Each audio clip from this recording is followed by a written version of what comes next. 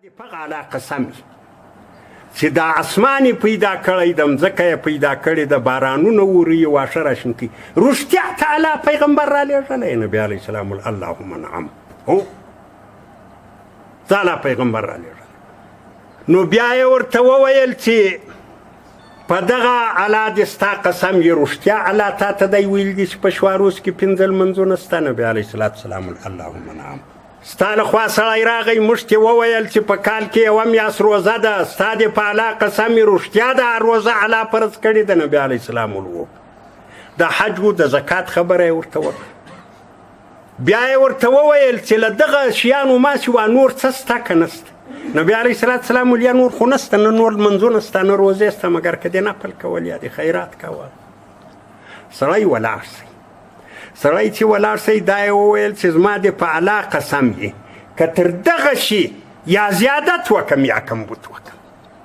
چې دا کم ما وارویدو نبي علیه السلام ویل چې دا سړی که صادق و دا جنتي ده دا ګوره شارحین د حدیث وایي دا د جنتیتوب خبره تر نه زیادت و تر نه کمبود تر دواړو دین هغه دین داسې پیغمبر راوړی د زیادت به هم نه کوي کمبود به هم نه کوي کمبود خو به د عملی ده زیادت بدعت ده بدعت سخت حرام ده نبی علیه السلام وای کل بدعت ضلالة و کل ضلالة فی النار نبی علیه السلام وایي چې د یو بدعت والا ته چا عزت ورکوي د یو بدعت والا وقار وکي فعليه لعنة الله والملائكة والناس اجمعین لا يقبل منه صرف ولا عدل دغه سړی چې دا بل بدعتي عزت کوي پر دغه د الله لعنت وي د الله د مخلوق لعنت وي د ملایکه لعنت وي او د دې سړي نه نفلي عبادت قبلیږي نه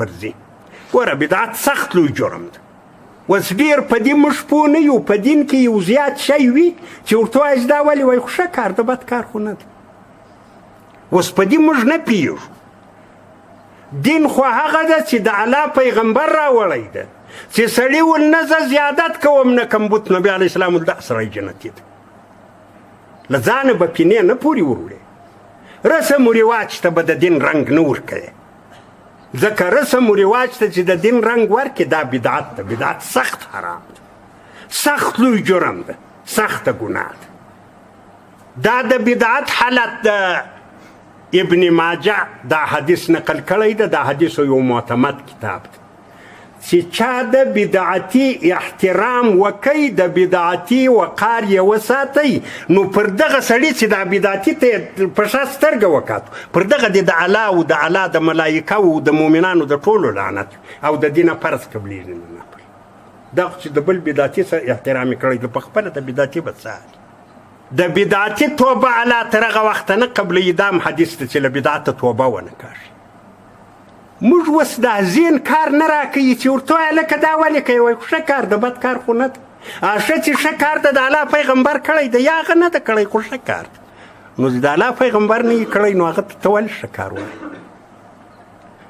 الله جل جلاله وایي د سوره آل عمران کې آیات قل ان کنتم تحبون الله فاتبعوني يحببكم الله ويغفر لكم ذنوبكم قرآن خو منو موږ تاسو الله جل جلاله وایي د دې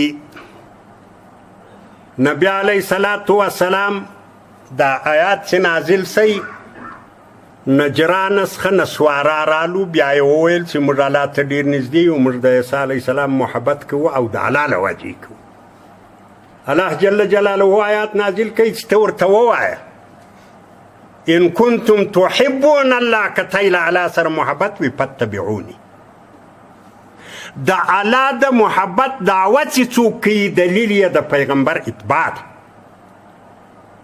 په عقیده کې په اخلاقو کې په اعمالو کې په ټولو کې خوله په خوله د پیغمبر د کردار اتباع ده او که تاسې اتباع د پیغمبر وکړئ یحببکم الله الله له تاسې سره محبت کوي ګوره دا څونه لوی خبر ده د پیغمبر په اتباع کې الله د محبت وعده در کړې ده او په بدعت کې د دغه پیغمبر په خوله ویل شوي دي چې بل بدعت یې ښه ویسېدی پر هغه د الله لعنت اوس ته ورته ولاړ یې ملا دې ورته تړلې ده ستا سر موږ نسو خلاصولی چې ورته وایي دا ولې؟ وایي دا خو ښه کار دی. ښه کار هغه ده چې د الله پیغمبر کړی، چې د الله پیغمبر نه یې کړی هغه غلط کار دی، هغه ته بدعت وایي. که هر څو ته د دین په نیت کوې، که هر څو تا ته دین ښکارېږي، حرام ده، حرام ده، حرام ناروا ده. د شیطان تر ټولو جالو لوی جال دا ده چې د بدعت په لومه کې دې راولي، زیاتي سړی له دې پښه نه سئ خلاصول. د یو بلې ګناه په لومه کې دې راولي، کله ځینې زور کې، کله لومه پرې کې، کله دام در سره یوسې، په دغه لومه کې چې دې بند کې بیا ځان نسي خلاصولی. د بدعتي توبه الله نه قبلوي، خو نه کاږي، توبه نه کاږي، خو ده ته ښه کار ښکارېږي. خلاصه دا ده نبي علیه صلات وسلام چې په دغه حالت کې راغی، نو د خلکو عناد ورسره پیدا سو.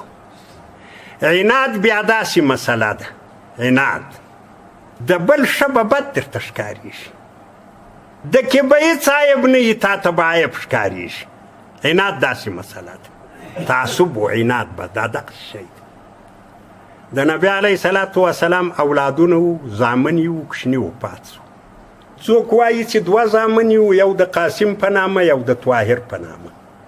څوک وایي چې 3 زامن یې وو، یو د قاسم په نامه، یو د طاهر په نامه، یو د طیب په نامه. دا درې سره یو په بل پسې کوچني وفات سو. لوړانې یې درلودې غټې غټې، واده یې کړې لوړانې، 4 لوړانې 4 سره یې واده کړي دي، خو زامن یې کوچني وفات سو. یو زوی بیا په مدینه منوره کې پیدا سو، کوچنی وفات سو، د ابراهیم په نامه. دا د مکې خلکو پر نبي علیه صلات وسلام د ابتر نوم کښېښوی، چې دا ابتر ده. ابتر معنا بې خیر، لکه موږ ورته وایي پلانی ډېر بې خیره سړی دی، دی ول نبي علیه السلام بې خیره ده. ولې؟ اولاد یې نه پیدا پاته کېږي. هغه سړی چې دی سپین ږیری سي، مړ سي، ښه جانداره زوی یې پر مینه پاته سي، زوی یې خیرات هم سي وکړي، بیا کیسې کوي چې زموږ بابا به دی کول، زموږ بابا نو دی سړی و، زموږ بابا نو بس دا د بابا نوم یادېږي، د ده خو زوی نه پاتېږي، د ده نوم به څوک یاد کړي. نو دا ابتر ده.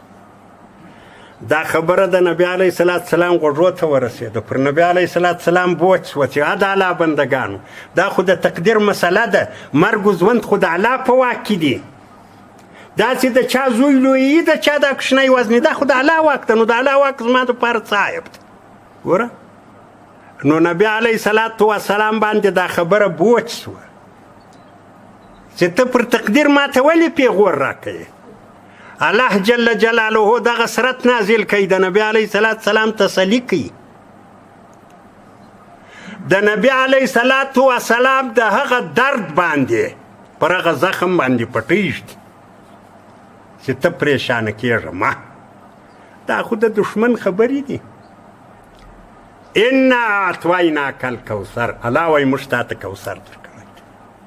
د کوثر په تفصیل کې ډېرې خبرې شته، خو په مختصر انداز د کوثر تفسیر دا دی. اکثر محققین علما د تفسیر پر دې دي چې مراد له کوثر څخه دغه د امت علما دي. اگر که یو بل تفسیر هم راغلی ده چې قیامت کې داسې حوض ده، داسې ده. عبدالله بن عباس رضی الله عنه وایي هغه هم له دې جملې څخه ده، کوثر په معنا د خیر کثیر ده، ډېر خیر. الله جل جلاله پیغمبر ته وایي چې ستا پر مینه که زوی نسی پاته، نسبي زامن خو دې نسته، حسبي اولاد به دې تر قیامت وي.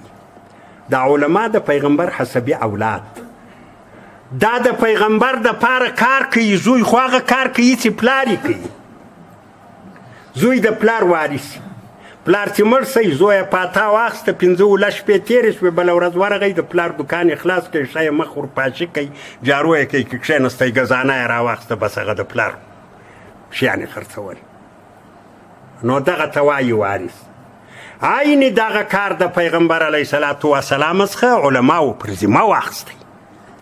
ګوره نن 1400 کاله تېرېږي، د پیغمبر د شریعت یوه نکته اوس هم پوشیده پاته نه ده. تا ته 1400 کاله بعد را رسېده، دا د علماو را رسولي او علماو په سخت مشقت پر دې باندې سار ما خبره وکړه.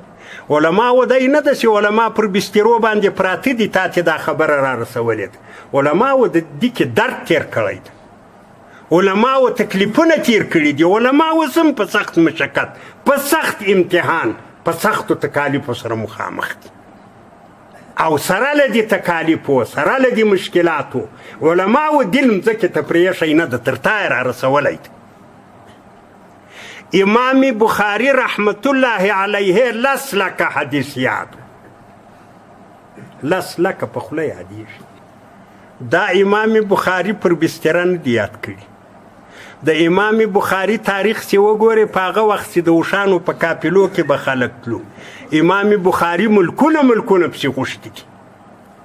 امام بخاري تاریخ کبیر په مکه مکرمه کې سپمږۍ ته ولیکئ، څراغ نه و، برق خو یې لکوه. او دغه امام بخاري اخر د خلکو له لاسه، د حکومت له لاسه، د علماو له لاسه دونه تنګ سی له الله یې مرګ وغوښتی. ولې الله مځکه کې خو مې د ځای نسته، نه مې بخارا والا پرېږدي، نه مې سمرقند والا پرېږدي، یا الله مرګ راکړه. امام بخاري مرګ له الله وغوښتی. د امام ابو حنیفه رحمت الله علیه کې ارجح اقوال دا دي چې له بندیخانې جنازه راووته، بندیخانه کې مړ. امام احمد بن حنبل هر سار به له بندیخانې راایستی، 10 دورې به واوه. ګوره دا د مذاهبو امامان دي. امام نسائی د حدیثو یو غټ عالم ده، نسائی 3 نمبر کتاب د په حدیثو کې. د دمشق په جامع کې خلکو دونه وواو، له هغه وهنه پسې ناجوړه سئ، پسې مړ سئ. ګوره علماو په مسخره دین نه ده را رسولی. الله جل جلاله چې پیغمبر ته په دغه ټکي تسلي ورکوي چې ته مه پریشانه کېږه، ستا په چا پسې به علما راځي، او دغه ستا چې کم کار ده دا به تر قیامته ژوندی ساتي. ته راسه د پیغمبر علیه السلام صورت چې ده د هغه د بدن نقشه دا ټوله نوټ ده. شمایل ترمذي وګوره، د پیغمبر علیه السلام د سترګو حالات به لا درته بیان کړي چې دا یې سترګې وي، داسې یې غوږونه وو، پر پلاني ځای د بدن یې ویښتان وو، پر پلاني ځای نه وو، داسې یې قد وو، داسې یې اوږې وي. دا ګوره چې د پیغمبر صورت یې لا درته را رسولی. د پیغمبر اخلاق خو ټول نوټ دي، ټول درج دي. د پیغمبر دین ټول درج دی. ګوره دا د علماو قربانۍ دي چې اوس وخت اجازه سړي ته ورکړي. زه تاسې ته د علماو تاریخ بیان کړم. ګوره پخواني خو پرېږده، دغه زما ستا پر بری صغیر چې دا لږ وخت وروسته انګریز مسلط و چې انګریز تللی د 100 کاله نه پوره کېږي. د دغه انګریزانو په ازادۍ کې 40,000 علما شهیدان سوي دي. په عیسا پر یوه اذان باندې 11 علما له منبر څخه په ګولۍ ویستل سوي دي، دا تللي دي. دا دین په مسخره تا ته نه ده را رسېدلی. نن هم چې تا و انګریزان سره ایله کې لاس پر در تېرېږي اتې ولکه هېڅ. که د دغو علماو قرباني نه وای، نه به افغانستان نه انګریزانو خلاص وای، هندوستان پر پاکستان پر بنګال خو وقبضه. داسې د روسانو حالات پسې را بیان که، داسې پسې بل. هر وخت علماو قرباني ورکړې ده، هر وخت علماو په دې دین کې ډېر سخت مشکلات بار کړي دي.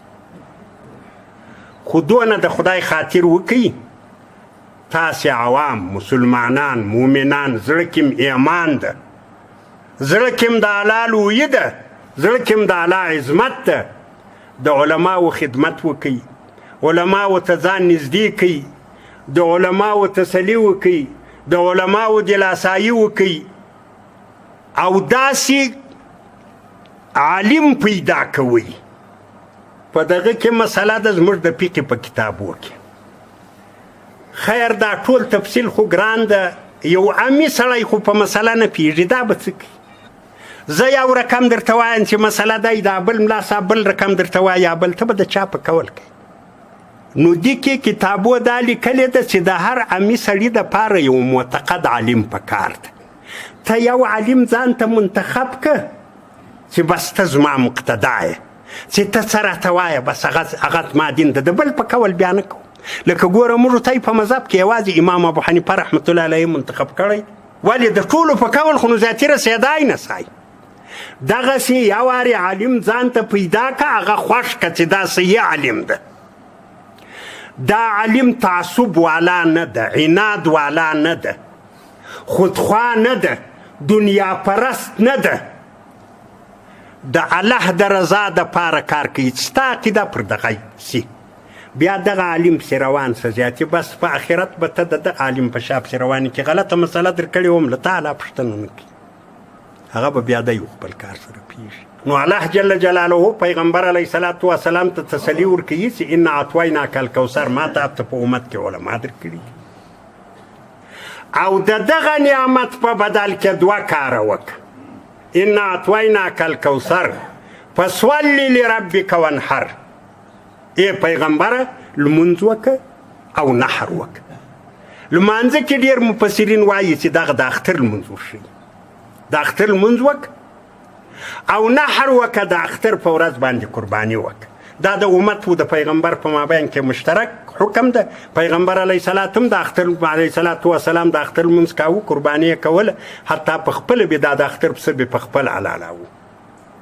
او ان شانئک هو الابتر، آخري تسلي علا دا ورکوي چې ستا دښمن ابتر ده، ته نه یې ابتر. ستا د دښمن پر هستي به خاورې واوړي، بیا به څوک له سر نوم یاد نه کړي، ورک به سي.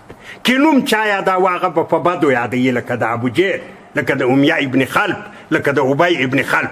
ستا نوم به په آخرت تر آخرته پورې لوړ یادېږي. واخر دعوانا ان الحمد لله رب